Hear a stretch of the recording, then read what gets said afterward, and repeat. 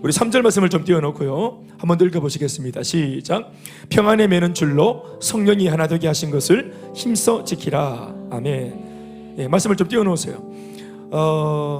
평안에 매는 줄로 이미 성령이 하나 되게 하신 것을, 하나 되었다라는 말이 뭐냐면은 교회 공동체를 말하는 겁니다. 에베소서 전체는 바울이 말하는 교회론, 교회에 대한 이야기인데, 이미 교회의 전기가 뭐냐, 바울이 보는 교회는 이 땅에 있는 교회가 어떤 면에서는 불완전한 교회지만, 그러나 이게 불완전한 교회이긴 하지만, 그러나 이 교회가 부족하진 않습니다. 아멘, 아멘. 부족하진 않습니다. 하나님의 사명을 감당하기에, 승천하신 예수님의 그 사역을 대행하기에 조금도 그 부족함이 없어요. 아멘, 아멘. 천상교회, 천국을 말하는데, 천상교회인 천국에 비해 보니 이 땅에 있는 지상교회가 불완전하다는 것이지, 이 정도의 예수님의 어떤 빚값 주고 산 교회 정도면은 사람을 살리고 일꾼을 세우고 세상을 변화시키는 이 일을 하기에는 조금도 부족함이 없는 교회입니다. 충분합니다. 아멘, 아멘. 그래서 예수님은 배짱 있으시게도 이 땅에 당신의 교회를 남겨놓고 그렇게 승천하셨죠. 아멘, 아멘.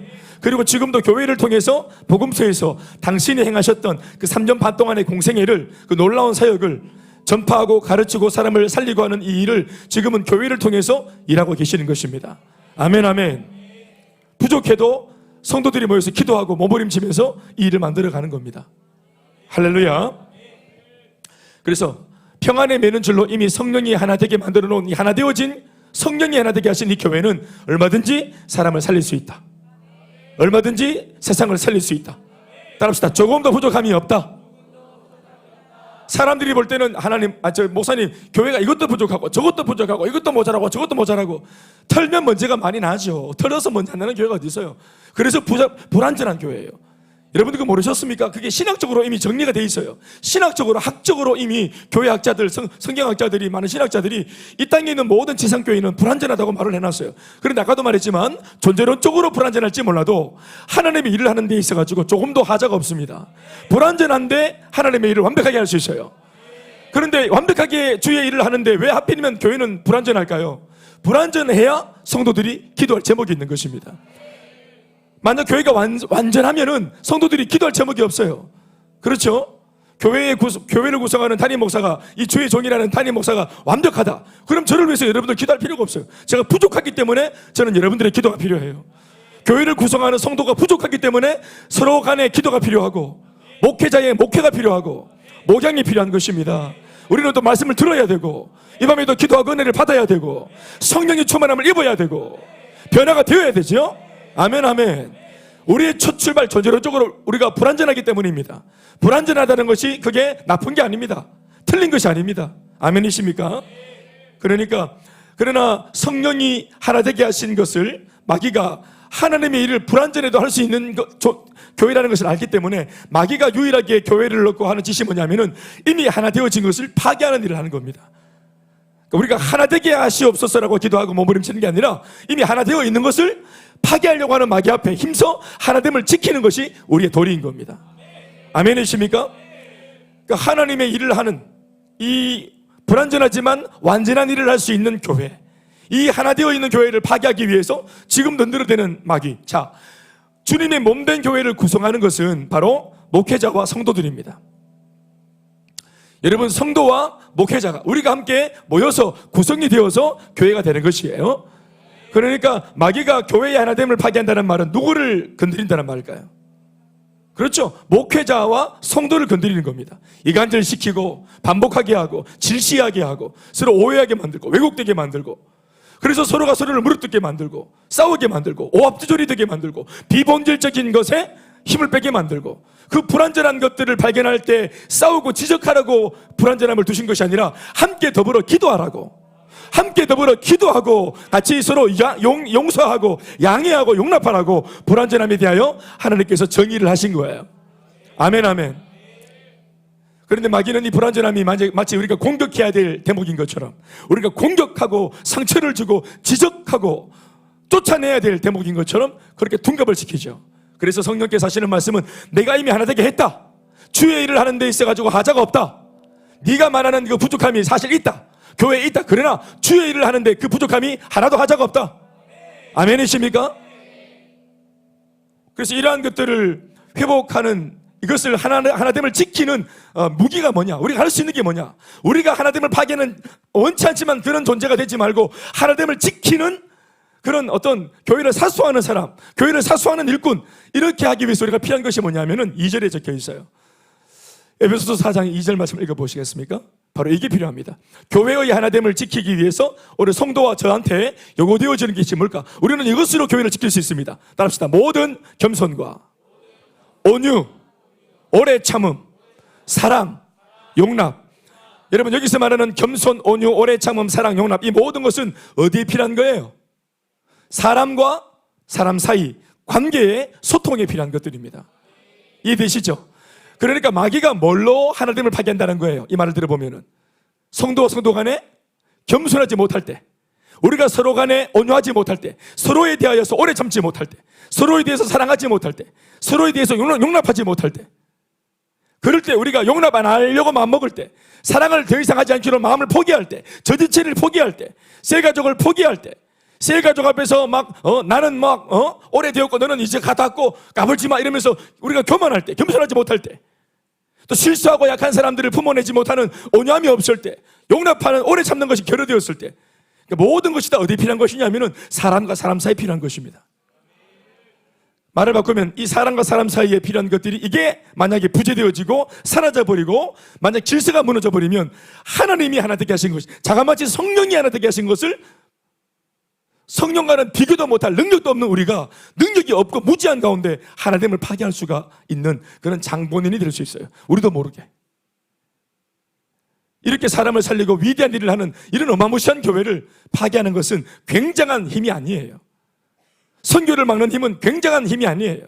전도를 방해하는 힘은 굉장한 힘이나 굉장한 방해가 아니에요. 우리가 성도와 성도 간에 겸손하지 못할 때, 온유하지 못할 때, 오래 참지 못할 때, 사랑하지 않기로 마음먹고 용납하지 않기로 금을 딱 내기로 마음먹고 등 돌리기로 마음먹고 절대로 마음을 풀지 않기로, 감정을 풀지 않기로 그렇게 마음을 굳게 먹을 때 전도도 물 건너가고 예배에 영감이 있는 은혜도 물 건너가고 성령의 임재도 떠나가고 소멸되어지고 교회의 전도와 선교의 역사는 문을 닫고 말 것입니다. 그리고 다음 세대가 교회에서 볼 수 있는 게, 본받을 만한 게 아무것도 없어지는 겁니다. 황폐해질 것입니다. 그러니까 보십시오. 어떤 면에서 우리도 모르는 사이에 이렇게나 위대한 일을 하는 교회, 이때까지 박수치고 잘한다 하지만 결국은 이렇게 위대한 교회를 향하여서 성도들인 우리가 정말 진심으로 나는 결코 교회에 도움이 되었으면 도움이 되었지, 교회에 내가 도움이 못 되어서 늘 미안하지, 교회를 파괴하거나 선교를 방해하거나 전도를 방해하거나 나는 절대로 그런 마음이 없었어. 그렇잖아요. 그렇죠?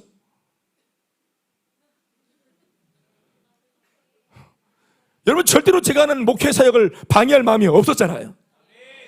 셀리더를 괴롭혀서 셀리더 사역을 못하도록 주장치는 마귀 짓을 하려고 했던 것이 아니었잖아요. 그런데도 우리도 모르는 사이 그런 일들을, 수많은 그런 일들을 하고 삽니다. 우리도 모르게. 성령의 하나됨을 하나되게 하신 이 위대한 역사를 지켜내는, 그 힘써서 지켜내야 될 내용이 다른 게 아니라 바로 이런 겁니다. 성령의 충만, 권능받고 능력받고 방언을 하고 예언을 하고 귀신을 쫓아내고 이런 게 아니었어요.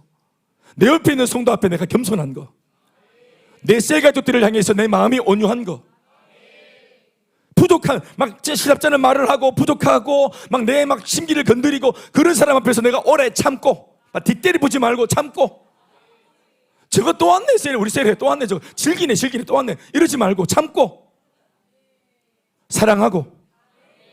왜 사랑을 합니까? 사랑스러워. 신앙 안에서 말하는 사랑은 사랑스러워 사랑하는 겁니까? 러블리해서 사랑하는 겁니까? 아니죠. 사랑이 필요한 사람이기 때문에 사랑을 주는 거예요. 세상의 사랑은 사랑스러워서 사랑하지만 예수의 사랑은 사랑이 필요하기 때문에, 못났기 때문에 사랑을 주시는 거예요. 우리가 못났기 때문에 하나님이 세상을 이처럼 사랑하시는 겁니다. 우리가 사랑스러워 사랑한 게 아닙니다. 그러니까 이 사랑은 사랑이 필요한 사람에게 주는 사랑이에요. 쉽게 말하면 사랑스럽지 않아요. 네 고귀한 사랑을 받을 만한 그런 가치, 그런 입장이 못 돼요, 저 사람한테. 그런데 이 사랑을 그렇기 때문에 이 사랑이 필요한 사람에게 주는 겁니다.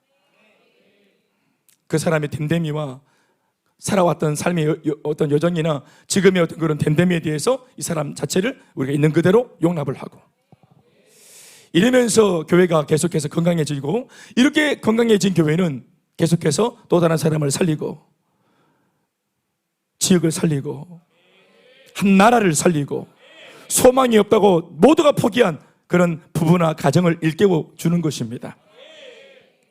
우리가 내 감정 하나 내 마음 하나 잘 단돌이 한 것 치고 그 결과물들은 굉장하지 않습니까? 얼마나 이게 투자 대비 결과물이 굉장합니까? 그러니까 이렇게 살아야 되는 겁니다. 이렇게. 아멘, 아멘. 오늘 저는 특별히 이 에베소서 자체를 설교하고자 하는 것이 아니라, 오늘 제가 묵상하고자 하는 것은 예수님의 부활의 의미인데요. 예수님께서 부활하신 의미가 뭐냐? 오늘 부활절을 앞두고 예수님의 부활의 의미가 뭐냐? 예수님이 부활하셔가지고 부활하신 그 예수님께서 가장 몰두하시고 가장 주목하신 내용이 뭐냐 하는 것을 놓고 같이 묵상하려고 합니다. 그런데 결과론적인 얘기를 먼저 할 수밖에 없는 것은 이 결과가 늘 우리가 듣던 그 얘기입니다. 그러니까 부활 자체의 의미, 부활 자체의 신비, 이걸 제가 신학적으로 열고, 또 제가 말하는 가운데 막 여러분들의 영안이 열려가지고 예수님의 부활을 막 목도하고 은혜 받고, 예수님, 부활하신 예수님과 막 손을 잡고 막 진짜 막 카타르시스를 느끼고, 그것도 나쁜 건 아니겠지만 결국은 이 모든 은혜가 임해서 결국 부활하신 예수님의 그 의미를 깊이 깨닫고 이 부활의 가치를 어디에 써먹어야 옳은지에 대해서 오늘 저는 설교를 하려고 하는 것입니다. 오늘 제가 그 내용을, 그 결론을 여기 있는 설교 제목으로 제가 언급을 했습니다. 비전으로 다시 하나 되어, 이렇게 하시기 위해서 예수님이 부활하셨습니다.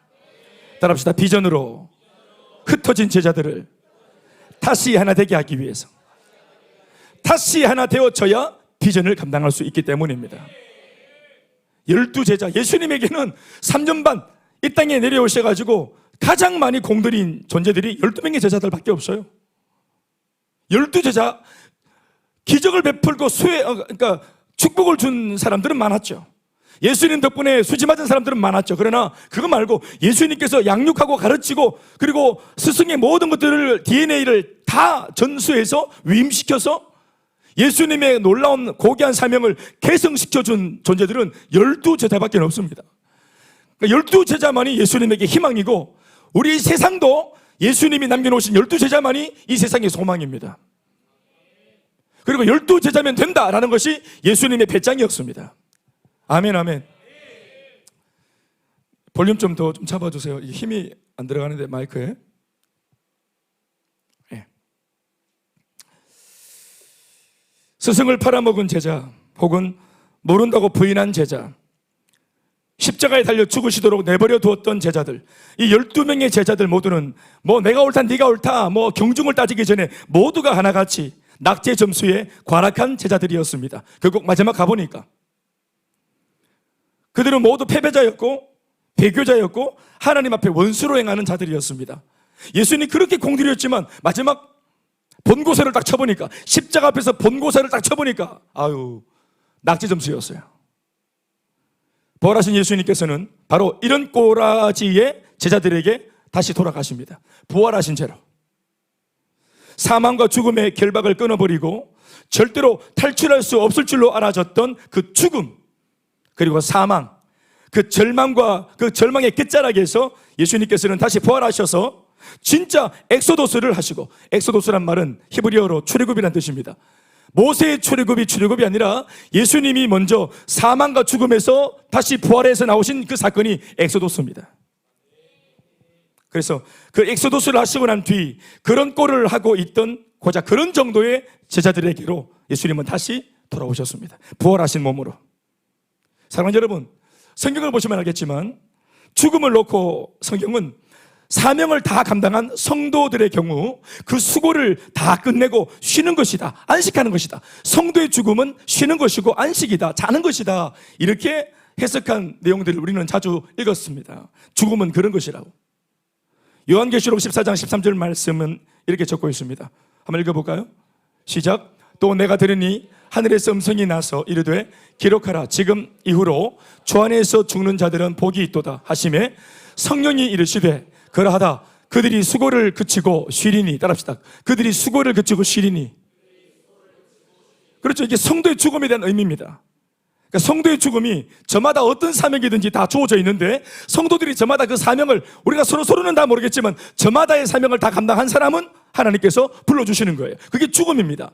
그런데 사명 다하고 죽는 죽음은, 이걸 하나님은 죽음이다 이렇게 말하지 않고 쉬는 거다, 수고를 그치고 사명을 다하고 안식하는 거다, 이렇게 죽음을 정의했죠. 할렐루야.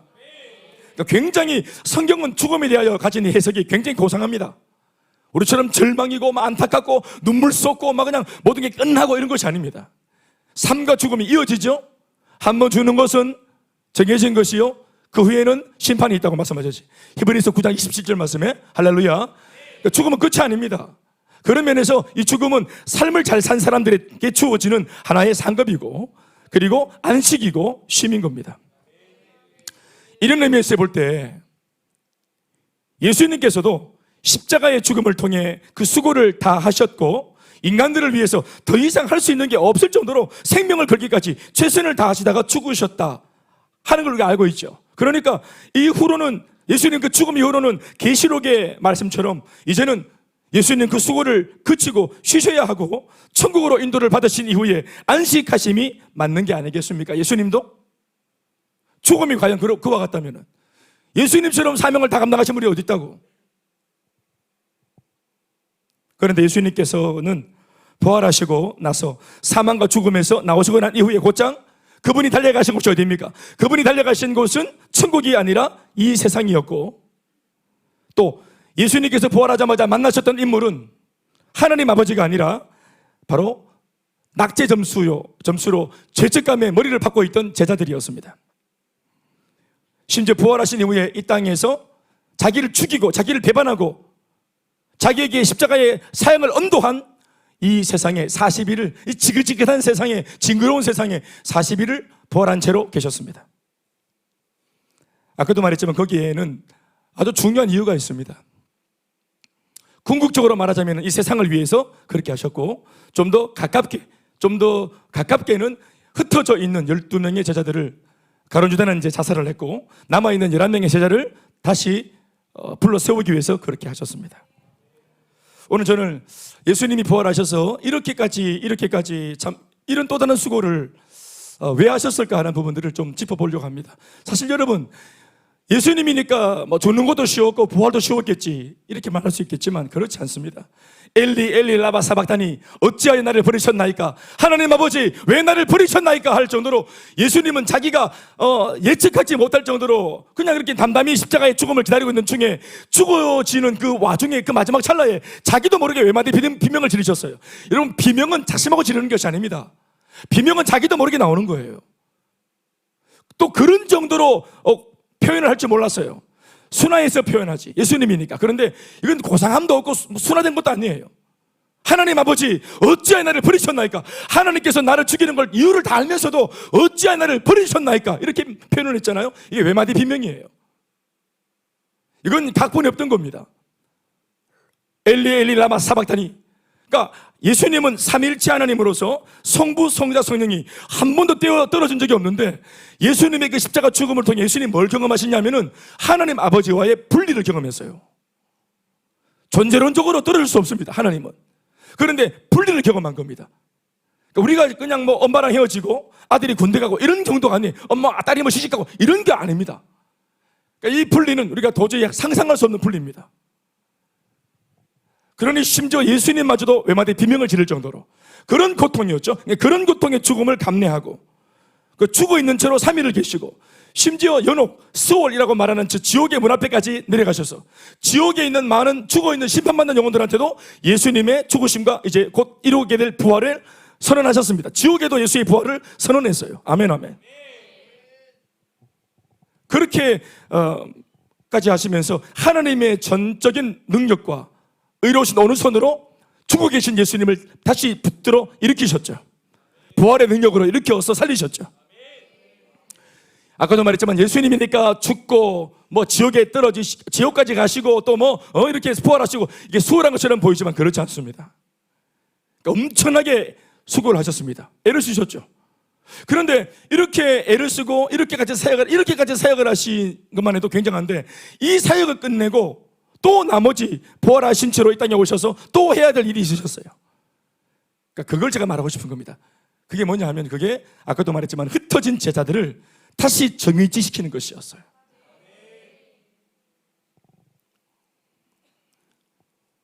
첫 번째 사건은 누가복음에 나옵니다. 제자들은 각자 여러 가지 감정으로 흩어집니다. 첫 번째는 실망감에 완전히 사로잡혀 있었던 제자들이 있었습니다. 제자들이 한 자리에 계속 있었던 것이 아니라 한 자리에 있었다가 흩어졌다가 왔다 갔다 했습니다. 11명의 제자들의 마음은 제각기 달랐어요. 그러니까 크게 몇 가지로 구분되어지는데, 성경에 근거하면 첫 번째는 예수님의 죽음을 통해서 그들이 느꼈던 것은, 첫 번째는 아주 실망한 제자들이 있었습니다. 자기들이 실망시킨 것을 생각 안 하고, 예수님께서 죽다니, 예수님께서 죽으시다니, 이렇게 위대한 분이 막 죽어보다니, 나 실망했어. 실망한 사람이 진짜 있었습니다. 그리고 두 번째는 굉장한 두려움에 사로잡혀 있는 제자가 있었습니다. 두려움에. 그리고 세 번째는 예수님의 죽음은 알겠는데 자꾸 들려오는 소리가 예수가 부활했대. 근데 끝끝내 이 부활을 믿지 않으려고 하는, 의심하는 제자가 있었습니다. 그리고 예수님이 부활하신 것을 자그마치 자기 눈으로 직접 2번이나 목도했음에도 불구하고 얼마나 회복이 안 될 만큼 힘들었냐면은, 뭐가 누르고 있었냐면은 죄책감이라는 것. 완전히 죄책감. 부활하신 예수님의 그 살아계신 존재를 눈으로 확인하고서도, 그리고 옆에 있는 제자들이, 자기 동료들이 회복되는 것을 보면서도 모두가 다 회복되어도 나는 안 돼. 저 부활하신 예수님은 적어도 이제부터 나의 주님은 아니셔. 내가 이런 죄를 지었잖아, 내가 이런 짓을 했잖아 하면서, 어떻게 보면 부활하신 예수님의 그 회복과 용서의 능력과 은혜보다도 더 크게 보이는, 더 큰 힘에 의해서 눌려 있었던 제자, 죄책감에 사로잡혀 있었던 제자도 있었습니다. 그러니까 제가 본 것은 한 4가지입니다. 실망감에 사로잡힌 제자, 두려움에 사로잡힌 제자, 의심에 사로잡힌 제자, 그리고 마지막으로 죄책감에 사로잡힌 제자입니다. 그래서 예수님이 부활했다 하는 것으로만 그들이 회복된 게 아니라 일일이 다 찾아가서, 부활하신 예수님이 이걸 직접 찾아가서 이걸 다 설명해주고, 다시 말씀으로 은혜를 끼치고 성령으로 감동을 시키셔서, 그래서 이 고된 작업을 통해 겨우 그 11명이 원위치로 돌아온다 이 말이에요. 할렐루야. 제가 하는 말이 뭐냐면, 이 설교의 중심이 뭐냐면, 인간이 이렇게 즐깁니다. 예수님이 부활해도 안 돼, 막 안 될 것 같이, 그렇게까지 살아생전, 죽었다가 살아나신 예수님이 이렇게 해서도 바뀔까 말까 했는데, 그러니까 살아계실 때 예수님이 하신 그 정도의 가르침으로는 바뀔 존재들이 이미 아니었어요. 진짜 누구 하나는 죽어야 돼. 우리가 바뀌려면 내 앞에 있는 누구 하나가 죽어야 된다. 스승이 죽기만 해도 안 돼. 죽어도 살아나야 돼. 도대체 뭘 봐야 바뀌겠노? 도대체 뭘 경험해야 변화되겠노? 그런데 이런 참 쓸모없어 보이는 우리들 놓고 예수님은 우리에게 끝까지 소망과 희망을 갖고 계십니다. 포기를 하지 않아요. 먼저 말씀 보시겠습니다. 누가복음 24장 13절에서 34절 말씀입니다. 아주 긴 말씀이지만 읽어야 될 것 같아요. 이 말씀을 보시겠습니다. 저랑 같이 교독을 겠습니다. 그날에 그들 중 둘이 예루살렘에서 25里되는 엠마오라 하는 마을로 가면서 그들이 서로 이야기하며 문의할 때에 예수께서 가까이 이르러 그들과 동행하시나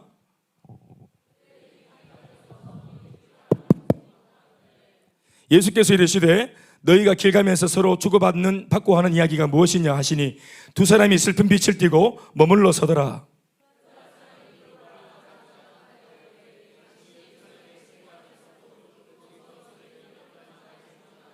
이르시되 무슨 일이냐 이르되 나사렛 예수의 일이니 그는 하나님과 모든 백성 앞에서 말과 일에 능하신 선지자이거늘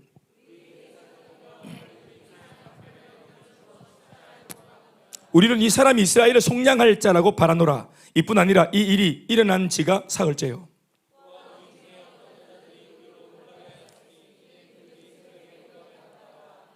그의 시체는 보지 못하고 와서 그가 살아나섰다 하는 천사들의 나타남을 보았다 함이라.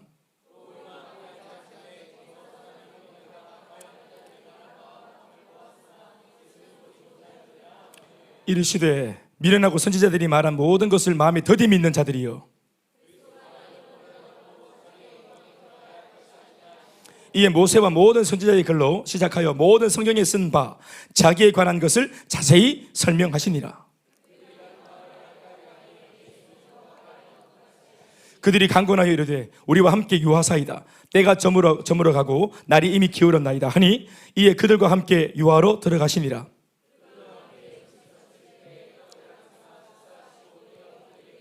그들의 눈이 밝아져 그인 줄 알아보더니 예수는 그들에게 보이지 아니하시는지라.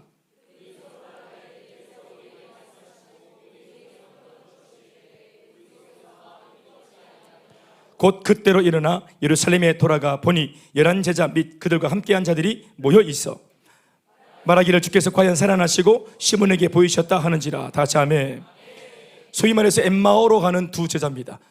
한 명의 이름은 나오죠. 글로바라고 하는 제자입니다. 글로바라는 이름의 제자입니다. 이렇게 글로바라라고 하는 제자와 또 한 명의 제자가 있고, 또 그들이 나중에 11명의 제자를 만나는 걸로 봐서 직계 제자는 아닙니다. 그러나 예수님께서 사명을 위임하기 위해서 나름대로 부활한 당신을 보이시면서 은혜를 끼쳐야만 했던 아주 초대교회의 중요한 인물이었던 것으로 여겨집니다. 할렐루야. 12제자는 아니었지만 12제자급의 제자였다고 봐집니다. 그러니까 부활하자마자 예수님께서 이들에게 보이신 것입니다. 그런데 오늘 말씀을 들어보면 이 엠마오행 두 제자의 문제는 죽은 예수님에 대한 실망감이었습니다. 예수님의 십자가 사건 이후에 제자들은 각자 도생의 길을 간 것으로 보입니다. 오늘 이 본문에 등장하고 있는 두 명의 제자들도 그런 부류 중 한 그룹으로 보여집니다. 예루살렘을 떠나 엠마오로 향하고 있다는 대목이 바로 그것을 말합니다. 성경학자들이나 혹은 이 본문으로 설교를 하는 분들은 이 두 제자가 가려고 했던 이 엠마오라고 하는 도시가 과연 어떤 의미인가 하는 것을 놓고 설명하려고 하는 그런 어떤 입장을 가지는 것을 저는 많이 경험해 보았습니다. 설교를 들을 때도 여기 의미가 있다고 본 겁니다. 왜 이렇게 갔을까? 그러나 제가 보는 입장은 성경이 굳이 자세하게 언급하고 있지 않는 이 도시에 대한 설명이나 의미보다 우리가 이 본문에서 더 주목해야 될 부분은 이들이 주님과 함께 보냈던 예루살렘을 떠났다는 대목이지 싶습니다. 어디로 갔느냐 그 중요하지 않습니다. 오늘 제가 보는 것은 예수님이 계셨던, 예수님과 함께 좋은 추억을 함께 누리고 같이 공유했던 그 은혜로운 장소인 예루살렘을 그들이 지금 떠났다는 것입니다. 이게 물리적으로만 떠난 것이 아니라는 게 우리가 오늘 묵상해야 될 대목입니다. 예수님과 진하게 한 세월을 보내며 함께 웃고 울었던 그 감격의 예루살렘 속에서의 시간들, 스승의 죽음이라고 하는 단 하나의 사건이 발생하자 이 모든 좋았던 내용들은 어느 한여름 달콤했던 꿈처럼 한낮 추억이 되고는 사라져버렸습니다. 3년 반의 그 아름다운 세월들이 장고히 영원할 것만 같았던 예수님과의 이 동행이 예수님의 죽음이라는 사건을 하나를 통해서 그냥 일장초몽이 되어버렸어요. 그러니 아련한 추억만 남은 예루살렘을 떠나야 했을 것으로 여겨집니다. 거기 있는 것은 희망 고문입니다. 그러면 그렇지, 우리 주제에 무슨 변화와 회복이냐? 우리에게 그런 운이 따라주겠나? 하나님의 아들이 왜 우리 같은 삼류따라지 인생을 찾아오셨겠나? 예수님 주는 거 봐라. 우리는 진짜 신의 아들인 줄 알았잖아? 나는 십자가에 못 박힐 때만 해도 나는 못을 들고 나오실 줄 알았지? 그런데 그냥 죽어지시대, 돌문에 들어가시대, 관에 들어가시대, 그냥 돌아가시대. 그리고 3일이 지나고 지금 시간이 지났는데 지금 소식이 없으시대, 이런 겁니다. 그러니까 이 예루살렘, 내가 예수님과 함께 더불어서 은혜 받고 굉장한 희망을 걸었던 예루살렘, 지금은 희망 고문이라. 지금은 그냥 입맛 다시는 그런 땅이 되었어요. 그러니까 예수님도 죽음으로 떠나버린 이 땅을 우리라고 뭐 별 수 있겠어? 떠나자 한 겁니다. 은혜로운 땅을 떠나고, 은혜스러웠던 저 장소를 떠나고, 기도했던 장소를 떠나고, 사역했던 장소를 떠나는 그런 장면이라 보시면 되겠습니다. 그러니까 이것은 단순한 물리적인 떠남이 아니겠죠? 제 말이 맞죠? 어디로 갔느냐가 중요한 것이 아닙니다. 이 자리를 떠났다는 게 문제인 것입니다. 왜 떠났습니까? 실망감 때문입니다. 그러니 복음서를 보시면 여러분 알겠지만 예수님 곁에서 제자들이 누렸던 내용들은, 은혜의 내용들은 그 어떤 것도 버릴 것이 하나 없는 실로 엄청난 것들이었습니다. 이해하시죠? 예수님을 통해 보고 들었던 감격들, 그게 장난입니까? 예수님과 함께 누렸던 은혜들, 그게 장난입니까? 예수님 앞에서 해댔던 수많은 고백들, 주를 위해 살겠습니다, 주는 그리스도시요 살아계신 하나님의 아들, 베드로가 말할 때 마음속으로 아멘하면서 동감하면서 주를 위해 막 생명 드리겠습니다, 끝까지 가겠습니다 막 이러면서 악을 골자 빈들에라도 가겠습니다 이렇게 그 모든 것이 소중하고 가치로운 것들이었지만 단 하나, 스승의 죽음과 함께 다 끝났다고 본 것이 이 두 제자들의 생각이었습니다. 특별히 오늘 읽은 우리 참고 구절 누가복음 24장 19절로 21절을 읽어볼게요. 자기에게 말을 거는 분이 부활하신 예수님인 줄 모르고 이 두 제자가 그냥 나그네인 줄 알고 막 말동무처럼 길에서 걸어가면서 대화를 하죠. 그 나그네가 도대체 왜 그렇게 힘들어하냐, 예수라는 분이 계셨다가 죽었어, 이 얘기를 하는 겁니다. 말을 들어보죠. 이르시되 무슨 일이냐 예수님 물으신 겁니다. 그랬더니 이 두 제자가 말을 하는 겁니다. 제가 읽어드릴게요. 나사렛 예수의 일이니 그는 하나님과 모든 백성 앞에서 말과 일에 능하신 선지자이거늘. 선지자래요. 주는 살아계신 하나님의 아들 그리스도. 오늘은 그런 분이 아니에요. 우리 대제사장들과 관리들이 사형 판결에 넘겨주어 십자가에 못 박았는데 어라? 죽었부대. 우리는 이때까지 이 사람이 이스라엘을 속량할 자라고 바랐노라. 이 대목입니다. 우리는 지금까지 왜 따랐냐? 3년 반 동안 은혜 받고 막 아멘하고 기뻐하고 은혜 받고 막 인생을 드리고 그렇게 따라왔는데 그 모든 것에 사실 저희는 뭐였는 줄 아나? 이스라엘의 독립이었다. 저 로마가 우리를 지배하고 있는 이 식민지에서 벗어나는 것이었다. 이분이 뭔가 개혁을 일으켜서 혁명을 일으켜가지고 로마를 뒤집어 엎고 새로운 나라를 건설하실 때 우리가 제자라는 이 입장으로 한몫 챙기는 거, 그게 사실 우리의 마음에 그런 어떤 꿈이었고 그게 단 하나 따랐던 이유였는데 이분이 돌아가시는 바람에 다 끝났부다마 이 말을 하는 겁니다. 이 대목을 들어보십시오. 21절에 우리는 이 사람이 이스라엘을 속량할 자라고 바랐노라. 이게 솔직한 대답입니다. 오늘 이 말이 아니었으면은 우리는 이 사람이 누군지 모르겠지만 예수님께서 부활하셔가지고 다시 만나줘야 될 정도로 그렇게 중요한 인물이었다면 아마 신앙적으로 괜찮은 인물이었을 것이에요. 그런데 오늘 신앙적으로 괜찮아 보이는 예수님의 소위 측근인데 인터뷰를 해보니까 그 속에 이런 게 들어있었어요.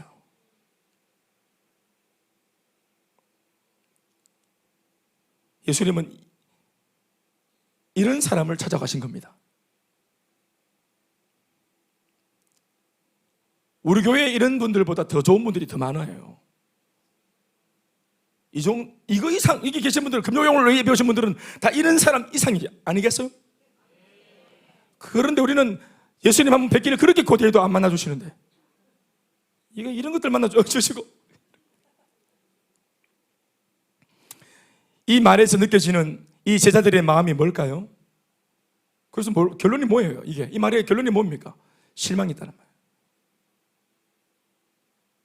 우리는 이 사람이 이스라엘을 속량할 자라고 바랬는데 죽어버렸어. 실망이야. 그러나 가만히 들여다보니 이 실망감은 예수님의 잘못이 아니라 그 자신들로 인함이라는 사실을 발견할 수 있습니다. 그렇습니까? 예수님은 속량할 분으로 오신 게 맞습니다. 사실은. 그러나 예수님이 속량하고자 한 대상은 죄와 사망의 결박으로부터의 속량입니다. 우리를 묶고 있는 인생의 문제의 본연의 문제, 마귀에게 속아 죄와 사망의 저주에 묶여있는 그 죄로부터의 속량, 저주로부터의 속량입니다. 이스라엘을 식민지로 만든 로마로부터의 속량이 아닙니다. 이유는 뭘까요? 어떤 면에서 사람들은 물리적인 속량을 더 원했을지 모르겠는데 이 사람들처럼 왜 예수님은 왜 영적인 속량을 먼저 위하시고 오셨습니까? 보다 더 근원적인 인생의 문제는 말입니다, 영적인 것에 있기 때문에 그렇습니다. 로마로부터 고난을 받는 것은 불편함이고요, 마귀로부터 저주를 받는 것은 재앙이며 절망입니다. 돈이 없어 조금 힘든 것은요, 불편함입니다. 그러나 예수를 몰라 인생이 어디서 와서 어디로 가는지, 이게 출발점과 마지막 종점을 모르고 막 사는 거, 그건 인생의 절망이에요. 예수님은 우리 인생에 불편한 것을 편하도록 도와주기 오신 분이 아닙니다. 인생의 근원의 문제의 결박을 끊으러 오신 것입니다.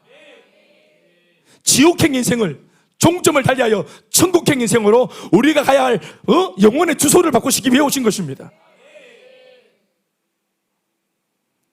예수님을 자신의 세속적인 가치관에 맞추고 그러한 프리즘으로 바라보니 십자가에서 허망하게 죽어버리신 예수님은 자신들의 소원을 성취해 주지 못한 실패자로 밖에는 안 보였던 것입니다. 그러니까 실망하죠. 내 소원 성취를 이루어주지 못한 실패자, 아직도 나를 전세집에 살게 만드는 실패자, 아직도 나를 승진시켜주시 승진 하나 못 시키는 실력 없는 예수님 이라고 생각하고 있지는 않습니까? 애인 하나 못 만들어주시는 실력 없는 예수님, 지금 현재 사람이 없으면 하나 만들어도 주겠다, 창조주시니까. 그러나 이런 무지하고 어리석은 인생들도 예수님은 다시 돕고 일으켜서 세상을 구원하고 변화시킬 능력의 제자로 다시 세워놓고자 하여서 오늘 이 두 사람을 찾아오신 것입니다. 고작 이런 정도의 사람인 줄 아시고도, 그래서 다시 말씀을 들려주고 은혜를 주어서 이들의 세속적인 눈의 비늘을 벗기시고 다시 한번 비전의 사람으로, 다시 한번 사명의 사람으로 변화되도록 만들어주고 계시는 것입니다. 30절과 32절 말씀 읽어보시겠습니다. 오늘 이 참고구절 시작. 그들과 함께 30절에서 32절 그들과 함께 시작. 그들과 함께 음식 잡수실 때에 떡을 가지사 축사하시고 떼어 그들에게 주시니 그들의 눈이 밝아져, 따라합시다. 그들의 눈이 밝아져 그인 줄 알아보더니, 읽으시죠. 시작. 예수는 그들에게 보이지 아니하시는지라. 왜 안 보입니까? 이제는 믿게 되었으니까요. 못 믿으니까 보여주셨죠. 그러나 믿게 되었으므로 이제는 사라지셔도 되는 겁니다. 32절 시작. 그들이 서로 말하되 길에서 우리에게 말씀을 하시고 우리에게 성경을 풀어주실 때 우리 속에서 마음이 뜨겁지 아니하더냐. 아멘 아멘. 이미 막 말씀을 해석해 주시고 양육하고 막 훈련 받을 때 내 마음속에 막 그냥 은혜가 충만하고 막 마음이 막 뜨거워질 때부터 내 알아봤다. 막 내 진짜 알아봤다. 내 변화될 줄 알았다. 삐진 마음, 실망한 마음 회복될 줄 알았다. 오늘이 그날일 줄 알았다. 나는 말씀을 들려주시면 당신의 백성이기 때문에, 이미 말씀의 장작을 3년 반이나 쌓아놨기 때문에 잠시 불이 안 붙어 이게 점화가 안 되었을지라도 불씨를 일으키면 알아듣습니다. 이제 감 믿은 초신자와 달라요. 말씀대로 못 살아 그렇지, 삶이 안 따라줘서 그렇지, 하나님의 말씀이 뭔지, 은혜가 뭔지, 예수 믿는 성도로 내가 어떻게 살아야 되는지 알고 있습니다. 살아갈 능력은 없지만 알고 있어요. 그러한 사람들한테는 그 말씀의 장작에 점화만 시켜주면 불이 붙게 되어 있습니다. 그래서 말씀을 주시고 떡을 떼어 주시고 성찬식을 말하는데 성찬을 하고 은혜를 딱 끼쳐주니까 바로 알아먹잖아요. 수모 바로 아울렛이 딱 가니까 바로 알아먹잖아요. 제일 큰 문제는 갔다 왔는데도 모르겠는데요. 이게 힘든 건데 알고 왔잖아요. 네. 내가 그 많이 가르쳤는데 뭐라 듣더만 여자친구 말이 가고 니는 그래, 그럴 수도 있지 뭐. 하나님께서 여친을 쓰시기도 하시지. 그 여친 하나님이 창조하셨지. 씁쓸하다. 그렇지만 네 여친이 내 피이다, 내 편이라고. 감사한 일입니다. 진짜 이게 뭐 안 될 바퀴벌레 한 상은 오빠 그 돈 아깝다 우리끼리 토끼자 하면서 이렇게 우리 세부 가자 가는 척 하면서 단으로 세자 하면서 필리핀에 어디 뭐 마닐라만 있나 세부 가자 이렇게. 그래, 그게 이제 한 상의 바퀴벌레인데 야 그렇게 안 되는 게 정말 감사하대. 감사합니다. 사랑하는 여러분, 실망하시죠? 사람에게도 실망하면 마음이 어려운데 내가 믿고 있는 하나님께 실망을 해보십시오. 기도에도 응답이 없고 살아계신 것 같지가 않아. 그 성경을 읽을 때 어디까지 믿냐 하면은 십자가에 달려 죽으신 예수님까지만 믿어요. 그 부활하신 예수님을 믿지 않아요. 지금도 살아계신 예수님을 믿지 않아요. 여러분, 현실이 뭐가 현실입니까? 신앙과 현실. 왜 때때로 우리가 왜 신앙 따로 현실 따로 이렇게 말하잖아요. 현실이 뭐가 현실이에요? 사랑 여러분, 훨씬 더 많은 시간을 보내는 곳이 현실입니다. 여러분, 이 땅은 우리 인생의 90평생입니다. 80평생 하려고 하다가 이 땅은 90평생이죠.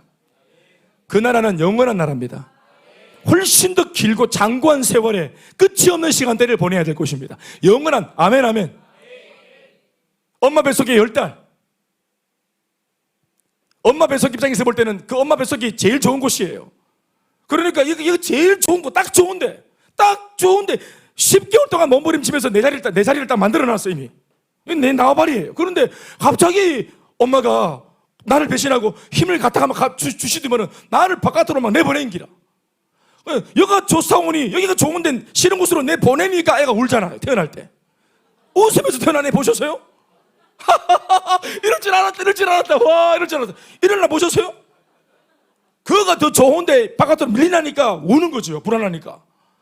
그런데 바깥에 있는 어른들은 같이 웁디까? 이 아를 받는 사람들은 웁디까? 다 웃어요. 우리는 어른들은 마음도 모르고 다 막 아가 났다 하면서 얼마나 좋아하는지 몰라. 그래서 아가 태어나면서부터 아는 상실을 받는 거예요. 내 마음도 모르고. 이것들은 우주사니까 죄송합니다. 우리는 왜 웃습니까? 니도 한번 죽어봐라. 우리 시급했다 이런 겁니까? 똑같습니다. 여기에서는 여러분 여기 전부 같지만 하나님의 그 창조의 원리상 우리는 이 세상에서 영원한 내세로 가게 되어 있어요. 여기에서는 떠나는 거지만 천국에서는 새로운 생명이 입성하는 겁니다. 그래서 천국에서는 당신의 성도가 입성할 때 잔치를 하는 거예요. 우리는 마지막 우리가 하관 예배하고 우리는 화장할 때 막 울고 막 주체치 못하지만 하나님은 기쁨으로 영혼을 받으시는 것입니다. 그러니까 죽음이라는 게 이런 것이라. 그러니까 출생과 삶과 또 죽음과 이후에 내세 삶이라는 것이 예수 안에서는 다 이해가 되어지죠. 아멘이십니까? 사랑하는 여러분, 그래서 이렇게 위대한 하나님께서 살아계신데 부활하신 하나님, 살아계신 하나님 이걸 믿지 않으니까 진짜 현실은 이 세상이 다가 아닙니다. 그러니까 우리가 내 뜻대로 안 된다 할 때 나는 이렇게 할 줄 알았는데 예수님이 난 믿으면은 하나님께서 이렇게 할 줄 알았는데 이렇게 안 해주니까 내 뜻대로 내 바람대로 안 해주니까 죽은 예수, 그때부터는 죽은 예수라고 우리가 그렇게 낙인을 찍어버리잖아요. 예수님 분명히 부활하셨고 수많은 몇 명의 마리아들한테 나타나 보이셨고 수많은 증인 앞에 나타나 보이셨고 기독교의 생명력이 지금까지 2000년을 넘어오고 있습니다. 아멘 아멘. 역사를 주관하시는 하나님의 그 섭리 속에 세상은 지금도 굴러가고 있어요. 유력한 사람들에 의해서, 푸틴에 의해서, 시진핑에 의해서 굴러가는 게 아닙니다, 여러분. 아멘입니까? 위에 계신 하나님이 움직이시는 겁니다. 세계사 위에 교회사가 있고 주님이 섭리하시는 겁니다. 그러니 실망하지 마십시오. 솔직히 말해서 여러분 이 상황에서 사실 두 그룹이 대치할 때 사실 누가 더 실망을 해야 돼요? 누가 더 실망을 사실 했어요? 예수님이 더 실망을 안 하셨을까요? 사실은 이 두 사람 따로 만났을 때 저 숲속으로 데려갔었어야 돼요. 좀 따라버려 이렇게 해가지고 데려가. 장갑 딱 끼고 이렇게 해가지고 이래가지고 이렇게 나 정말 실망스러워 너희들 이렇게 하면서 사실 더 실망하셔야 될 분은 예수님인데 저거들이 뭘 한 게 있다고 실망을 해서고 어이? 그래. 두 번째 또 찾아가십니다. 예수님이 이거 다 끝내놓고 또 찾아가십니다. 뒤끝이신 예수님 계속 찾아가십니다. 두 번째 그룹은 요한복음 20장입니다. 요한복음 20장 19절로 23절 말씀을 읽어보시면 이게 두 번째 이제 시기적으로 볼 때 두 번째 이제 이 다락방에 골방에 숨어서 벌벌 떨고 있는 제자들의 그룹인데 11명의 제자들인데요. 두 사람의 제자가 이 엠마오로 가다가 예수님을 목격하고 이 사람들이 숨어있는 골방으로 뛰쳐 들어가요. 그리고 자기가 가는 길에 부활하신 예수님을 봤다고 목격했다고 얘기를 막 던집니다. 그런데 아무도 당연히 믿지 않겠죠. 그런데 그 말을 믿지 않고 고개를 가로젓는 그 순간 예수님이 나타나신 겁니다. 우리가 그 장면 읽을 겁니다. 19절로 23절 다 같이 시작. 이날 곧 안식구 첫날 저녁 때 제자들이 유대인들을 두려워하여 모인 곳에 문들을 닫았더니 예수께서 오사 가운데 서서 이르시되 너희에게 평강이 있을지어다. 이 말씀을 하시고 손과 옆구리를 보이시니 제자들이 주를 보고 기뻐하더라. 예수께서 또 이르시되 너희에게 평강이 있을지어다. 아버지께서 나를 보내신 것 같이 나도 너희를 보내노라. 이 말씀을 하시고 그들을 향하여 숨을 내쉬며 이르시되 성령을 받으라. 너희가 누구의 죄든지 사하면 사해야 될 것이요 누구의 죄든지 그대로 두면 그대로 있으리라 하시니라. 참여합시다. 할렐루야. 두 번째, 예수님께서 오늘 다시 세우기 위해 오신 제자들의 상황이 어떻습니까? 두려움에 사로잡혀 있는 제자들이었습니다. 첫 번째는 실망감에, 두 번째는 두려움에. 오늘 두려움에 사로잡힌 제자들에 대한 묘사가 나오죠. 19절에 나옵니다. 제자들이 유대인들을 두려워하여 모인 곳에 문을 닫았다, 이 말입니다. 물리적으로 문을 닫은 게 아니고 마찬가지입니다. 얼마든지 우리가 심정적으로 이해가 되고 해석이 가능하죠. 그들이 닫은 것은 물리적인 문입니까? 마음의 문입니까? 마음의 문입니다. 세상을 향한 마음의 문입니다. 여러분, 3년 반 동안 예수님으로부터 훈련을 받았습니다. 훈련을 왜 받았을까요? 예수님은 왜 스승되셔서 그들에게 보여주고 들려주고 손에 잡아주고 그렇게 계속 은혜를 끼쳤을까요? 왜 그들을 증인으로 삼으셨을까? 왜 목격자로 삼으셨을까요? 그들이 받은 은혜를 결국은 어디 가서 쏟는 것입니까?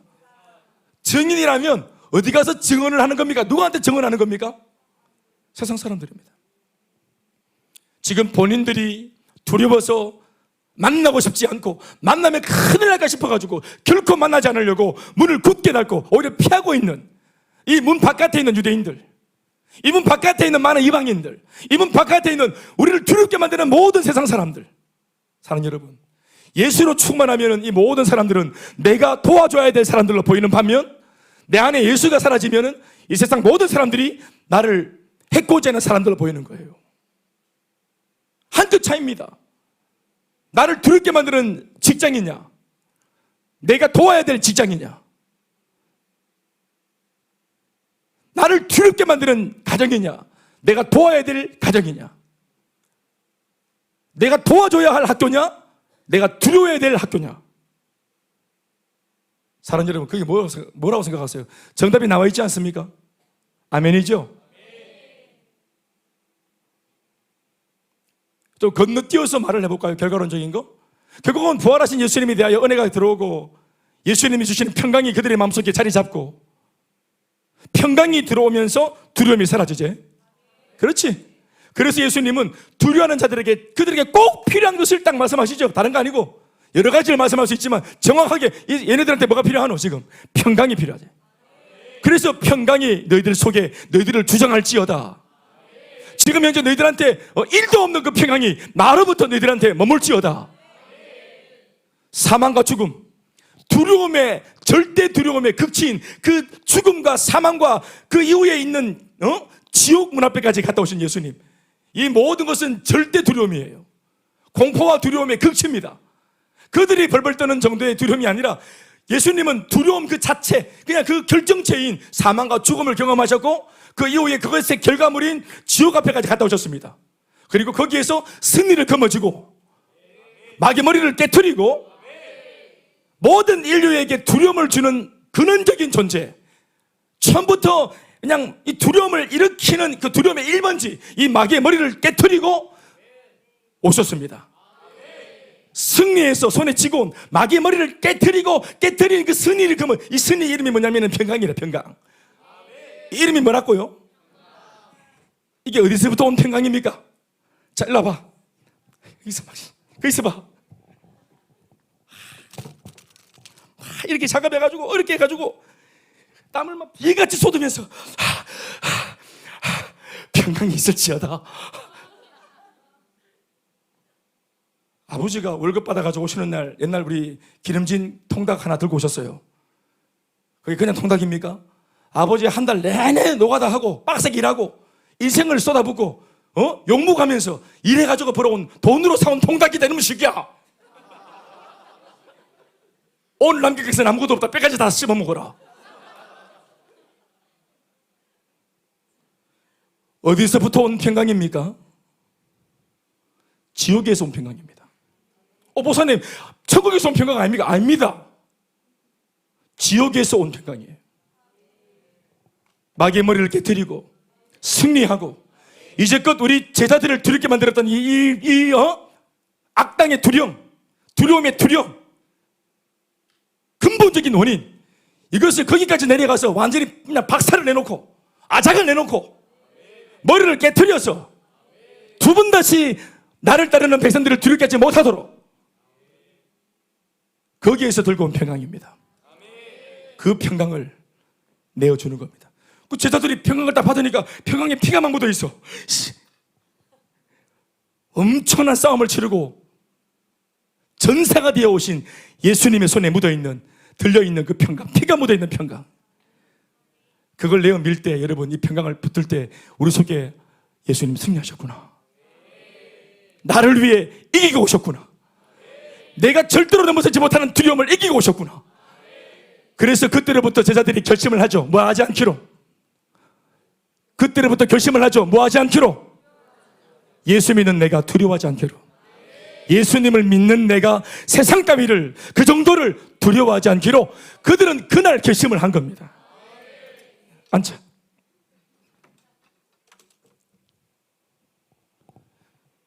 신혼 때 집사람이 여보 하면서 뛰어나왔어요.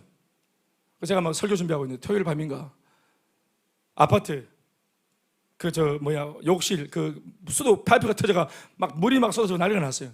다 샌다고 그래가지고 팍 들어가 봤더니 물이 근데 이게 지금 내가 지금 말씀 준비해야 되는데 이게 지금 너무 아무래서 일단 여보 이거 일단 수건으로 일단 급하게 묶어놓고 일단 해놓고 물 좀 3시간만 이렇게 묶어놓고 일단 예배 드리고 내일 저녁에 주일 저녁에 보자고 딱 들어왔대. 집 사람이 안 들어오는 거예요. 한참 있다가 집 사람이 딱 들어오는데 여보 끝냈어요 하길래 딱 들어오는데 딱 쳐다봤더니 어머 물을 막 다 뒤집어 쓰고 무슨 옷 입고 샤워한 거매로 옷을 입었는데 사람이 샤워를 한 것처럼 다 젖은 채로 이러고 막 드라이버 한 개랑 뭐 몽키 한 개 들고 이렇게 나타나. 여보 평강이 있을지요. 평강하세요. 오늘 밤 수도 걱정하지 말고 편안히 주무세요. 이때 태어나나 몽키를 한 대 맞았어요. 정신 차려야 돼. 오늘 그날 밤 다리 펴고 잤어요. 이 숙면이 어디서 온 겁니까? 아내가 그냥 준 숙면입니까? 욕조에서 온몸 다 불살라 찌르며 가면서 우리는 남편이 했었어야 되는 거.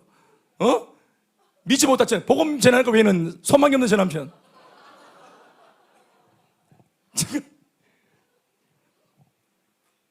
제가 더 이상 설명 못하겠다. 이해가 되시면 아멘 하십시오.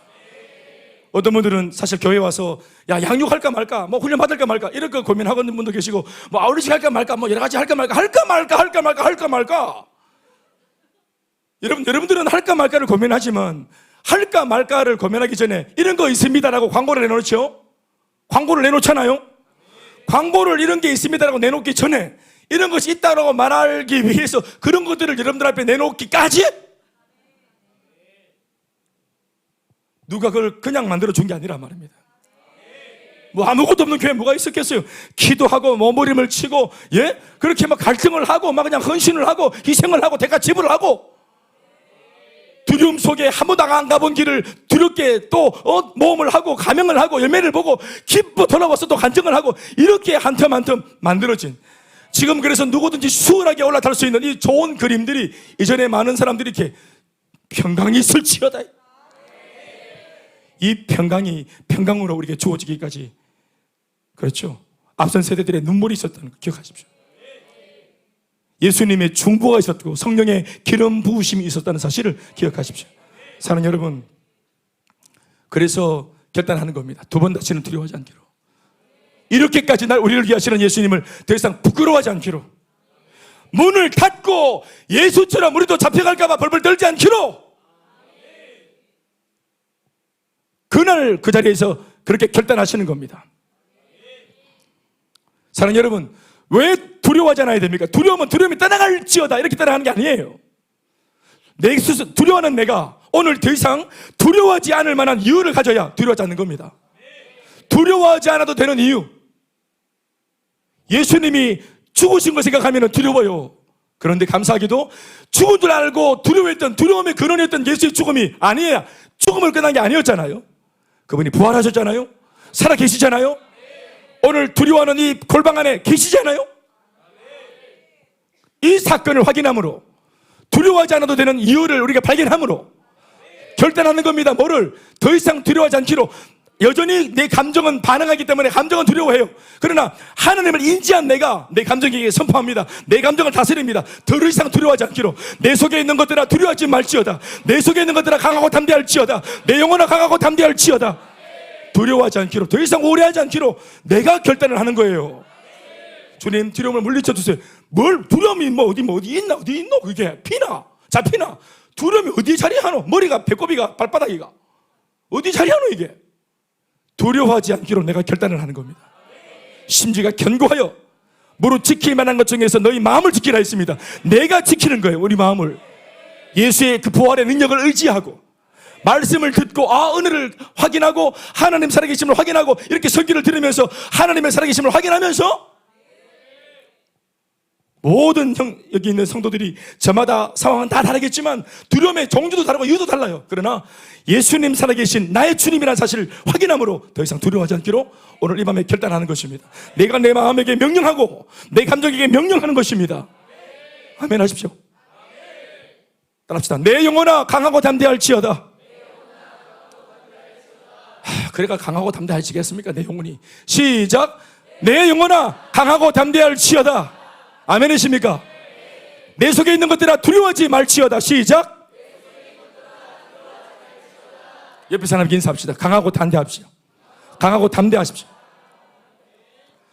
말을 빨리 하다가 또 강하고 담대 하나 주십시오 이렇게 하면 안 됩니다. 휴각 씨가 방금 말이 막혀가지고. 강하고 담대하십시오. 믿습니까? 예수님께서 왜 문을 닫고 있는 그들에게 두려움을 제거하시면서 이 은혜를 끼치셨습니까? 목적은 뭐예요? 문을 열고 나가라는 거예요. 그렇죠. 그러니까 두려워했던, 나를 죽일 것 같았던 세상이 눈이 딱 돌아오니까 내가 도와줘야 할 세상으로, 예루살렘을 넘어 온 유대까지, 심지어 사마리아까지, 땅끝 어디라도, 심지어 우리를 박해하는 로마까지, 바울 같은 사람들은 로마까지, 가이사에게까지 나는 이 복음을 전하리라. 두려움이 없고 두려워하지 않기로 이미 마음의 결단을 내렸습니다. 아멘 아멘. 특별히 여러분, 사람은 두려워하는 게 아닙니다. 아멘 아멘. 세상을 기웃거리고 이 세상이, 예수 없는 이 세상이 장아마치 예수를 믿는 내 입장에서 이게 능력을 상실한 채로 오히려 예수 믿는 내가 세상을 돕는 게 아니라 세상에서 뭘 얻을까 싶어서 세상을 기웃거리니까 세상은 늘 실망을 주거든. 기대를 하니까 실망을 주지. 당연한 건데도 불구하고 기대를 하는 바람에 실망을 하니까 우리 입에서 뭐라고 말합니까? 이 피를 먹을 세상이 되잖아요. 여러분, 세상은 늘 피를 먹을 세상이었어요. 모르셨어요? 그래서 예수님은 이 피를 먹을 세상을 피해라고 말하지 않고 피를 먹을 세상이기 때문에 너희들이 가서 온전한 세상으로 만들려고 하신 거 아니겠어요? 우리가 세상의 덕을 보는 것이 아니라 세상이 예수 믿는 우리 덕을 봐야 되는 거예요. 어떤 정권이 정치를 하든지 힘을 갖든지 권력을 갖든지 그들의 덕, 어떤 정권이 잡으면 교회가 덕을 볼까? 그게 있어요? 그들이 누가 되든지, 위정자가 누가 되든지 교회가 나라를 위해 기도할 때 그들이 덕을 보는 겁니다. 교회가 세상을 살리는 거예요.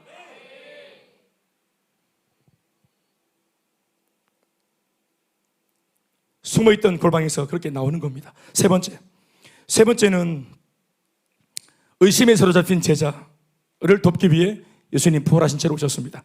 자, 문제는 뭐냐? 이렇게 예수님 만나서 두려움이 사라져버렸네. 누가?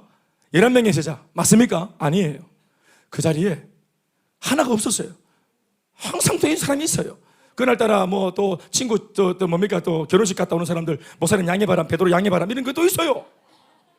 그날따라 몸이 안 좋아. 그래서 그날 그 은혜 받는 자리에 없는 사람 꼭 있어요. 늘 잘 나오다가 결정적인 순간에 은혜를 안 받으려고 작정을 했는지, 사실은 아프지도 않았는데 아프다고 자기가 믿음으로 이 정도면 아프다고 말하면서 이 정도는 문자를 보내도 아무리 지독한 김 목사라도 양해를 할 거라면서 알리바이를 확보한 뒤에 이런 사람도 있는가 하면은 마음이 없지만 양육훈련 하나님 앞에서 동그라미 하기 위해서라도 나온 사람들, 그래 나왔다가 은혜를 얻어 걸린 사람들, 그것도 복되다. 그런데 그 사람이 하나 없었네. 그게 누구냐면은 도마입니다. 도마가 그럴 사람이 아닌데 그날 없었어요.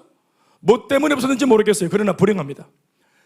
이 도마가 어딘지 모르겠지만 갔다 왔는데 사실 그 불안한 시절에 나대만 안 내렸는데 어디 갔다 왔는지 모르겠어요. 갔다 왔어. 왔더니 조금 전에 내가 잠시 나갔다 올게 하고 나갔을 때에 도마 입장에서 이 10명의 동료들이 자기가 볼일 보고 다시 들어왔더만은 이 애들이 달라져 있는 거예요. 분명히 조금 전에 같았어. 같이 두려워하고 같이 무서워하고 내가 두렵다고 말하면 모두가 다 나도 두렵다고 이신점심 동명상련이었어요. 똑같았어. 그 나무는 그 밥이었거든요. 그런데 또 볼일 보고 왔기 때문에 도마는 다시 시작하죠. 뭘? 두렵기 시작합니다. 이제 마음먹고 다시 이제 여기 왔으니까 여긴 두려워해야 되는 자리니까 자 두렵기 시작하고 이제 두려워하고 있는데 얘네들이 안 두려워해. 동참을 안 해줘. 뭐야 이거 얼굴이 왜 이렇게 밝아? 순몬이 아울렛이 가기 전 지난주와 이번 주가 왜 얼굴이 달라졌어? 왜 달라졌어? 이겁니다.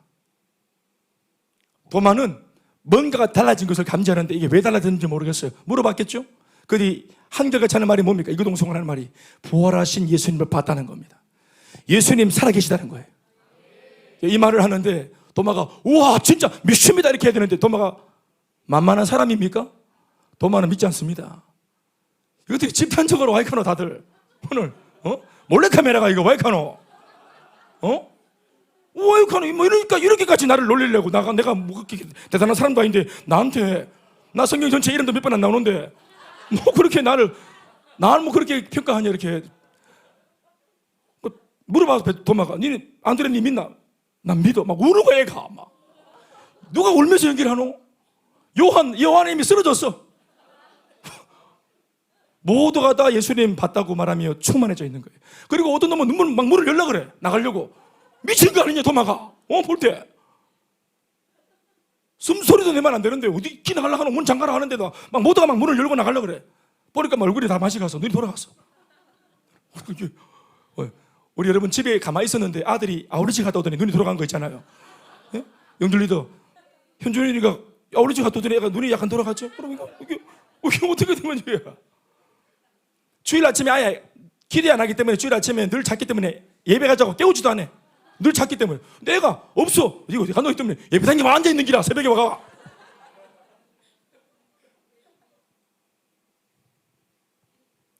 손을 들고 막 뛰고 예준이가. 저게 어제까지 예준이가 아닌데. 예준이가 뛰고. 응? 사자골에 손을 넣고 어린 양이 띠을 띠고 독사골에 손을 넣고 이런 일들이 막 일어났죠. 예를 들면 할렐루야. 예수를 만난 사람과 만나지 못한 사람의 한 끗 다른 차이입니다. 이게. 그 차이는 다르게 말하면 영적인 차이인 것 같지만 쉽게 말해볼까요? 은혜 받는 한 자리에 없었던 차이입니다. 그 결정적인 말씀이 떨어지는 그 예배 시간, 그 말씀 시간, 내가 집에서 딴 거 한다고 놓친 바람에 내가 공유하지 못하는 그 결정적인 실수 때문입니다. 모두가 똑같았어요. 그런데 은혜를 받았더니 before, after로 달라졌습니다. 그러나 하나님의 터치를 못 받은 도마는 그대로였습니다. 불행하죠. 그대로 불행한 것입니다. 그런데 예수님께서 가만둡니까? 문제는 뭡니까? 오늘 예수님의 관심은 베드로, 요한, 야고보 개개인도 개개인이지만 결국은 예수님의 귀한 사명을 감당하기 위해서는 누가 필요합니까? 공동체가 필요합니다. 그들은 하나가 되어야 합니다. 은혜 가운데 같은 말, 같은 마음, 같은 뜻으로 하나가 되어야 합니다. 공감대가 만들어져야 합니다. 조직이 되어야 합니다. 12명, 그래봐야 11명. 얘네들이 하나 되어도 세상 전체를 놓고 그들이 이걸 말씀을 전하고 사역을 해야 되는데 만만하겠습니까? 택도 없죠. 그런데 이 안에 하나됨이 깨어져 있다고 그래서야 말이 되겠습니까? 그래서 예수님께서 이걸 알고 계시기 때문에 이 의심하는 도마 한 사람을 위해서 일주일 뒤, 본문에는 8회, 8일째 뒤에 우리로 치면 그냥 쉽게 말해서 한 일주일 뒤에 다시 한 번 더 똑같은 모습으로 그 자리에 나타나 주십니다. 세 번째 방문이죠. 이 세 번째 방문 나타나 주심은 다른 사람 도마를 위해서입니다. 의심하고 있는 도마. 이 도마의 심정을 알겠습니까? 그러니까 도마도 믿고 싶어요. 도마도 여러분 제자입니다. 수준 있는 제자예요. 그런데 이게 사람 마음이 그렇죠? 원래 내랑 똑같았는데 어느 한순간 내가 내 실수로 놓쳤는 자기 잘못을 생각 안 하고 내가 잠시 쉬는 양육 훈련 한 타임 쉬는 바람에 얘네들은 탁 들어갔어. 그런데 6개월 뒤에 애들이 막 달라졌어. 말하는 본세나 또 비전 앞에서 또 교회 앞에 목사님 앞에 헌신하는 이런 내용들이 막 달라졌어. 그러니까 이게 친구 입장에서 좋으면서도 이게 섭섭할 때가 있어요. 이게 섭섭합니다. 굉장히 섭섭합니다. 자기가 뒤로 간 겁니까? 그들이 앞으로 간 겁니까? 도마가 잘못한 거 아니에요. 사실은 그들이 은혜를 받고 진도를 나간 겁니다. 영적인 공감대가 달라져 버렸죠. 여러분 저희 교회 이야기입니다. 저희 교회 여러분 보십시오. 저희 교회는 진도가 나가는 교회입니다. 한 달 정도 교회를 쉬다가 오면은 교회가 약간 이질감이 느껴집니다. 6개월, 한 달 딱, 물론 뭐 나쁜 게 아니라 바빠서 이렇게 좀 다른 예배 못 드리다가 이렇게 왔다. 공동체가 완전 낯설어집니다. 그리고 무엇보다 새 가족들이 많아요. 내가 아는 사람 있어야 되는데 막 뭐 알을 낳는지 왜 되는지 사람이 막 더 많아. 모르는 사람 많아요. 그런데 내가 친했던 야랑 모르는 야랑 둘이 억수로 친해. 내가 원래 친해야 되는데 얘랑 막 너무너무 친해. 이게 좋아야 되는데 이 섭섭합니다 이거. 그래서 삐집니다. 별거 아닌데 삐지거든요. 진짜로 별거 아니에요. 은혜 받는 자리에 하나 못 있었다는 게 이런 차이를 내고요, 결국은 공동체가 하나 되지 못하죠. 아까 말했지만 성령이 하나 되게 하신 것이 이렇게 깨어진 거예요. 이렇게 하나됨이 깨어진 채로는 주의 일을 할 수가 없어요. 자그마치 전도를 못해요. 자그마치 세상을 못 살려요. 자그마치 선교를 못해요. 내가 은혜 못 받은 것은 내 문제입니다. 굉장히 사적인 것 같죠? 아닙니다. 공적인 사건입니다. 성도인 여러분들이 은혜를 못 받는 사건은 개인적인 사건이 아니고 이게 공적인 사건이에요. 저한테도 너무너무 심각한 문제고요. 여러분들이 하루 그냥 예배 안 나오고 이렇게 계시다가 여러분들은 뒤에 나오면 되고 하는 거지만 이건 하나의 사건입니다. 우리 교회 설교를 할 때 왜 설교가 이렇게 긴 줄 아십니까? 바로 이 정신 때문입니다. 예수님 여드레 뒤에 나타나셔서 다시 하셔야 돼요. 이거 다시 설명을 다 해야 돼요. 또만은 예수님 안 계실 때 늘 했던 말이 일주일 내내 했던 말이 뭐냐면은 그 옆구리 창자국에 내가 손가락을 넣어보고 못자국에 나는 손가락 신앙이다. 나는 넣어봐야 된다. 나 보는 것만으로도 안 돼. 난 넣어봐야 돼. 이렇게. 그걸 하나님이 다 들으셨어. 예수님 오시자마자 오시자마자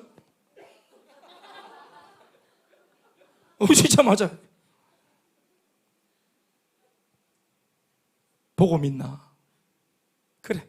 믿음이 없으면 보고라도 믿어라. 그러나 보지 않고 믿는 게 복이 있다. 도마를 야단치는 멘트가 아닙니다. 그의 연약함을 돕는 멘트입니다. 못 믿겠는데 어떡하겠어요? 그러면 보고서라도, 중요한 것은 방법은 험하고 수준은 떨어지지만 그래도 안 믿는 것보다 믿지 않는 것보다는 낫다. 오래 걸리는 사람이 있습니다. 단번에 아멘 안 되고 이걸 막 확인해 봐야 되고 이성이 강하고 논리가 강하고 이게 옳고 그름의 문제가 아닙니다. 어떡하겠어요? 근데 이런 분들은 어떤 사람이냐면은 확인을 해봐야 되겠다. 확인을 해야 되겠어. 손가락 넣어봐야 되겠어. 그런데 이게 확인이 되면은 이 사람들은 생명을 거는 사람들입니다. 돌다리도 두드리는 사람들 있죠. 이거 무시하면 이게 발로 이렇게 넘어뜨리면 안 돼요. 두드리고 있다고 이렇게 물에 빠지면 안 돼. 이 사람들은 돌다리 두드리 보고 확인이 되면은 생명 거는 사람들이에요. 또 뭐 그냥 욱해서 막 ENFP 이런 거 막 돌다리 막 그냥 가짜 다리인지 진짜 다리인지 보도하고 막 뛰어가는 사람도 있지만 두드리 보고 가는 사람도 있어야 되는 거예요. 다 필요해요. 교회는 다 필요합니다. 다 필요해요. 그럼요. 우리가 주는 선교비로 뭐 너무 쉽게 전도하는 거 아닐까라고 생각을 하는 두드리 보는 분도 계셔야 돼. 실제로 그렇게 하면 어떡하노, 그죠? 그러니까. 왜 이렇게 하셨습니까? 그 의심을 확신으로 바꿔주시기 위해서 오신 것입니다. 공동체가 하나 되어야 됩니다. 누구는 믿고 누구는 못 믿고 누구는 알고 누구는 모르고 그래서는 안 됩니다. 그래서 교회가 끊임없이 세계적들은 시즌마다 계속 복음을 전도를 통해서 들어오시고, 그러니까 교회가 어제 나눈 은혜 가지고 지난 시즌에 나눈 은혜 가지고 오늘을 먹일 수 없습니다. 오늘은 오늘의 신선한 풀이 필요하죠. 오늘은 오늘의 신선한 꼴이 필요합니다. 그러니 교회는 끊임없이 단순 지속 반복을 해야 되는 것입니다. 이유가 뭘까요? 목적이 뭘까요? 모두가 같은 말, 같은 마음, 같은 뜻이 될 때까지. 또 그 하나됨의 이유는 뭘까요? 그냥 하나 되어서 좋다, 보기 좋다 하려고요? 그렇죠. 예수님이 명하신 비전과 사명을 감당하기 위해서입니다. 마지막, 이제 이 마지막 상대가 참 만만치 않은 상대입니다. 우리가 너무 잘 아는 그런 분이죠. 베드로입니다. 이분은 이런 문제가 있었습니다. 죄책감이죠. 죄책감에 완전히 사로잡혀 있었던 제자입니다. 그러니까 일주일 전에 예수님의 부활을 골방에서 목격했던 베드로, 도마 덕분에 일주일 뒤에 한 번 더 못자국을 보이시고 창자국을 보여주시면서까지 확신을 시켜주시던 예수님을 목격한 베드로. 그렇죠. 그런데 이 두 차례에 사실 베드로가 사실 주인공은 아니었어요. 베드로가 주인공은 아니었지만 또 주인공이야. 왜냐하면 그 당시 예수님이 살리고자 했던 것은 각 개인이 아니라 그들 무리였습니다. 공동체 전체를 회복시키는 것이 중요했습니다. 그런데 그 공동체 전체를 회복하는 그 와중에 너무 예수님을 사랑하다가 좋은 관계로 있다가 배신을 했는데, 너무 이전의 관계가 좋았기 때문에 한 번의 배신이었지만 그 배신이 너무 큰 상처를 입게 만들었던 모양이죠. 그 사람이 바로 베드로입니다. 베드로는 자기가 느껴야 될 죄책감 필요 이상으로 더 큰 죄책감에 눌려 있었습니다. 그래서 이 죄책감의 파워가 어느 정도였냐면은 예수님이 부활하셔서 그들에게 따뜻한 음성으로 평안해라, 두려워하지 마라, 이렇게 은혜를 끼치는, 은혜를 받는 자리에서도 그게 용서잖아. 그게 용서 아닙니까? 그게 용서잖아요. 평강을 주시는 모습, 이게 용서의 다른 이름 아닙니까? 용서한다, 이렇게 꼭 그렇게 언어를 써야 됩니까? 엄마가 막 지업하고 다음에 된장국을 끓여주면 그게 용서아이가, 주영아? 그냥 밥 먹는 게 정신없어서 먹나? 아니잖아. 그날 된장을 먹었나? 엄마 용서를 먹었나? 용서를 먹었지? 그래. 용서한다, 이거보다 더 중요한 거는 된장국을 끓이고 밥을 주는 거예요. 그렇죠? 우리한테는 용서하고 밥 안 주는 것보다 그게 낫지. 그래. 된장이 곧 용서기라 와 같은 겁니다. 이렇게까지 다 보여준 것이 용서죠. 그런데 베드로는 모든 제자들이 다 저렇게 은혜 받고, 심지어 저렇게 못 봐가지고 의심하던 도마도 뒤늦게 용서받고 회복되어질지라도 절대로 회복될 수 없는, 용서받을 수 없는 존재는 나라고 생각한 겁니다. 자기. 그래서 은혜를 이렇게 크게 받는 자리에서도 자기 자신을 스스로가 용서하지 않습니다. 그래서 두 번의 목격 상황이 있고 난 뒤에 베드로가 제일 먼저 한 말이 뭐냐면은, 읽어드릴까요? 요한복음 21장 3절 말씀인데요. 시몬 베드로가 예수님 두 번 만나고 나서 한 말입니다. 나 이제 생명 걸 거야. 나 사실 너희들은 모르겠지만 닭 울 때 예수님 눈 똑바로 보고 3번이나 부인했어. 그런데도 예수님 어떤 면에서는 나 때문에 저렇게 비참하게 돌아가셨는지도 모르겠는데 책임 묻지 않고 용서해 주셨으니까 나 지금보다 정말 잘할 거야. 이렇게 말하지 않고 이 은혜 뒤에 이렇게 말합니다. 읽어드릴게요. 시몬 베드로가 나는 물고기 잡으러 가노라.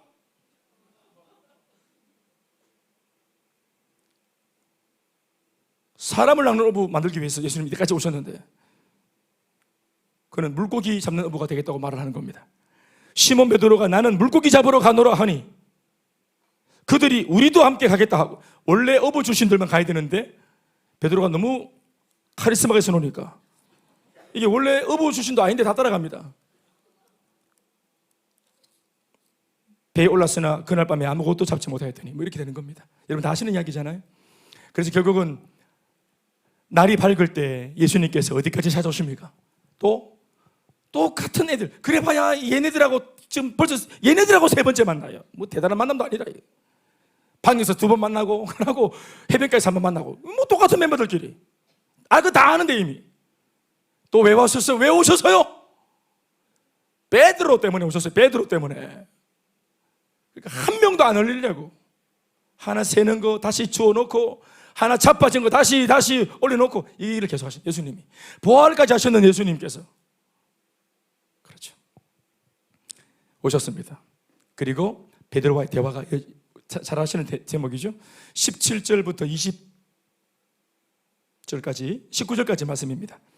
요한복음 21장 19절에서 21절 17절에서 19절까지 시작.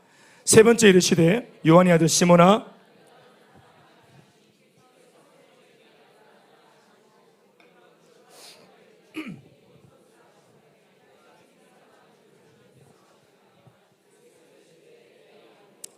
내가 진실로 네게 이르노니 네가 젊어서는 스스로 띠를 띠고 원하는 곳으로 다녔거니와 늙어서는 네 팔을 벌리리니 남이 네게 띠 띠우고 원하지 아니하는 곳으로 데려가리라. 이 말씀을 하심은 베드로가 어떠한 죽음으로 하나님께 영광을 돌릴 것을 가리킴이시려라. 여기까지 아멘 합시다. 참 귀한 말씀이잖아요. 이거야말로 진짜 정확하게 사명을 회복하는 장면이잖아요. 아멘, 아멘. 죄책감입니다. 뼈를 녹이는 죄책감.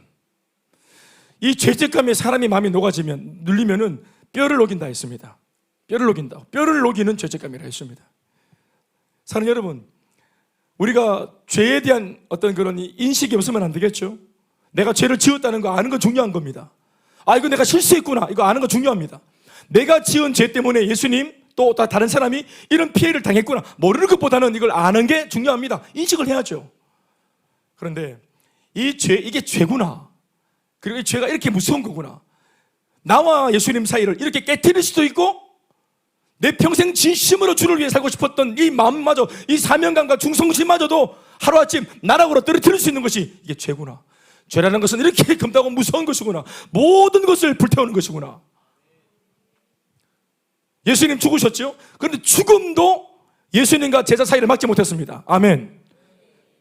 죽음을 부활로 내버리셨잖아요. 죽음 때문에 지금 사이가 갈라진 것이 아니에요.